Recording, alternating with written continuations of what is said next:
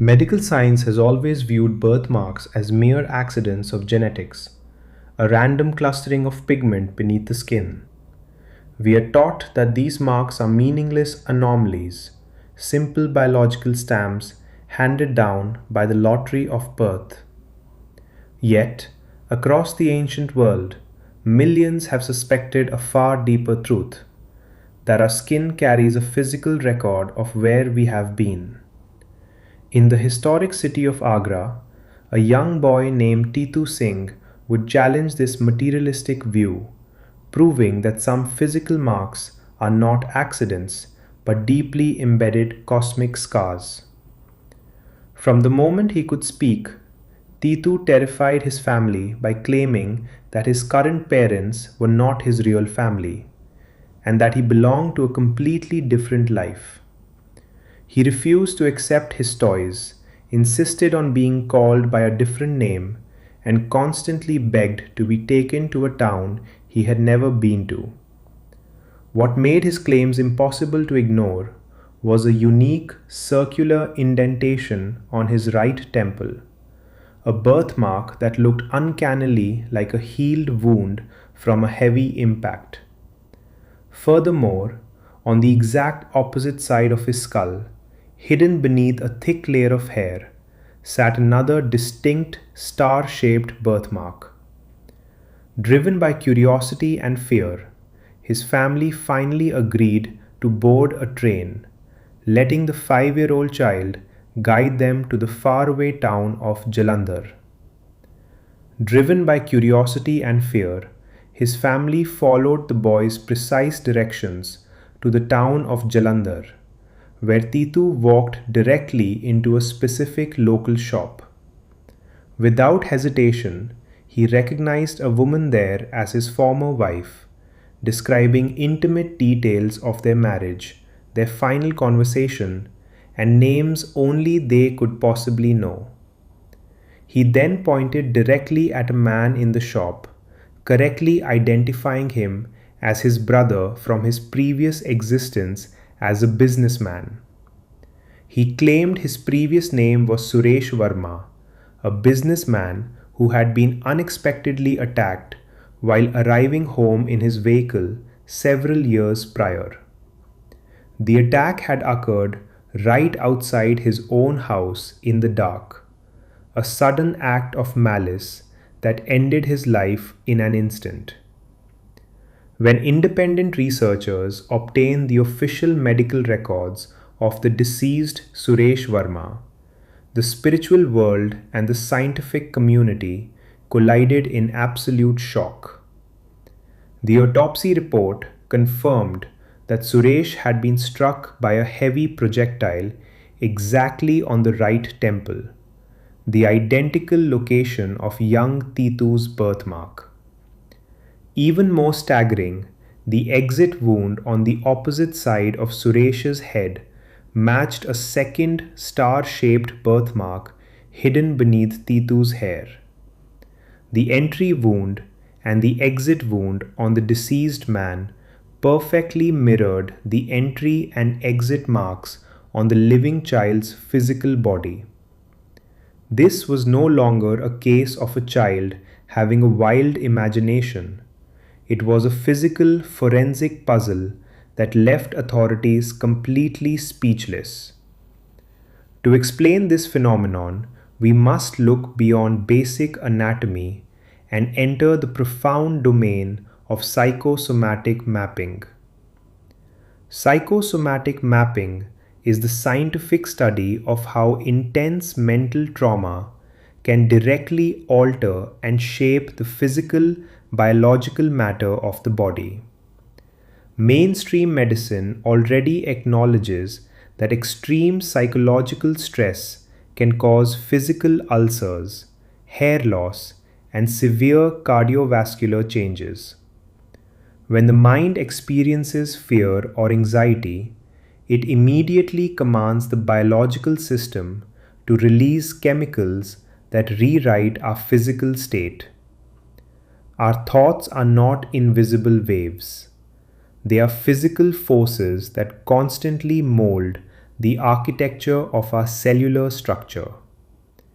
If a temporary state of mind can alter our biology in a matter of hours, what happens when a mind experiences the ultimate trauma of sudden destruction?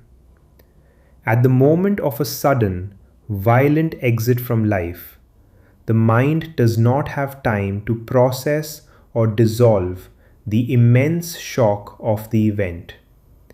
The intense energy of that final moment becomes frozen, forming a permanent psychological imprint within the core of consciousness. Eastern psychology has maintained for thousands of years that the physical body is merely a projection, a dense crystallization of a much deeper consciousness. The soul does not enter a new life as an empty vessel. It arrives carrying a highly detailed blueprint shaped by its past joys and unfinished crises. When an individual experiences an intense, sudden termination of life, the sheer emotional and psychological shock imprints itself onto the subtle energy body. As the new physical body is formed in the womb, this intense energy imprint acts like a heavy seal pressed down onto soft wax.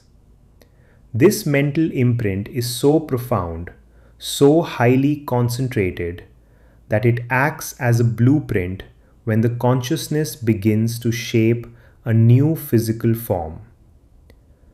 Materialist scientists who try to dismiss Titu's case as a mere coincidence are forced to ignore the absolute mathematical impossibility of his birthmarks. The probability of a child developing two distinct birthmarks that perfectly align with the entry and exit wounds of a specific deceased stranger is virtually zero. The probability of a child developing two distinct birthmarks that perfectly align with the entry and exit wounds of a specific deceased stranger is virtually zero. This case was so undeniable that it was brought before local courts, becoming one of the very few past life memories to impact a criminal record. The individual responsible for the assault on Suresh Verma was eventually identified and confronted, largely due to the precise details provided by the young boy. Titu Singh did not just inherit memories. His very flesh and bone bore the physical evidence of an unsolved criminal investigation from the past. This introduces a terrifying yet comforting aspect of cosmic justice. The physical body itself acts as a living ledger of our past actions and traumas. This introduces a terrifying yet comforting aspect of cosmic justice. The physical body itself acts as a living ledger of our past actions and traumas. What the modern world struggles to explain through genetic mutations, ancient Vedic philosophy has always recognized as the infallible law of karma. Karma is not a mystical punishment. It is a law of cause and effect that operates across multiple physical lifetimes, leaving marks on our biology. Our physical scars are not always signs of a broken biology. Sometimes they are the profound grammar of a soul trying to tell its unfinished story. Our physical scars are not always signs of a broken biology. Sometimes they are the profound grammar of a soul trying to tell its unfinished story. Memory does not die when the brain stops functioning. It is a fundamental fabric of our greater cosmic consciousness, woven tightly into our next skin. When we look at ourselves in the mirror, we must realize that we are looking at a historical document, a garment woven over centuries. Every preference, every unexplainable fear, and every unusual mark on our skin may be a remnant of a chapter we have completely forgotten. Reincarnation research forces us to confront the fact that our identity is vastly larger than the current name written on our identity cards. It challenges modern science to expand its borders, to recognize that the mind is the ultimate architect of our physical reality. The physical mark on a temple is a gentle reminder that we are not biological machines, but eternal travelers, forever wearing the echoes of our forgotten past.